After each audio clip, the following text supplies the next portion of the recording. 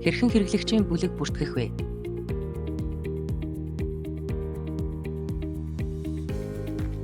Систем, менежмент цэсний систем бүртгэл хэсгийн хэрэглэгчийн бүлгийг сонгоно.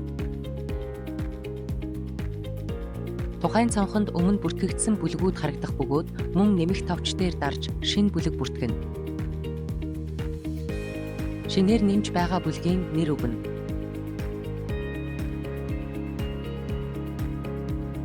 Компани дээр дарж тухайн нэмж байгаа бүлгийг ашиглах компанийг сонгож болон бүх компанид зэрэг ашиглаж болно. Хадгалах товч дээр дарна. Цонхны эрх дэлгэцэн ямар цонхонд үйлдэл хийхийг сонгож өгдөг.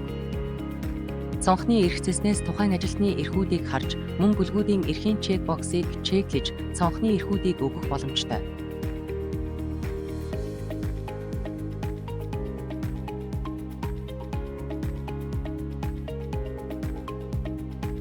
Хадгалах товч дээр дарна. Мөн цонхны эрх дэлгэцнээс дэд эрх тавьж өгөх боломжтой. Дэд эрх дээр дарж, шүүлт хийж, дэд эрх өгөх цэсийг сонгоно. Нийлүүлэгч нь салбарын бараа материалыг ямар газраас авдгийг харах боломжтой.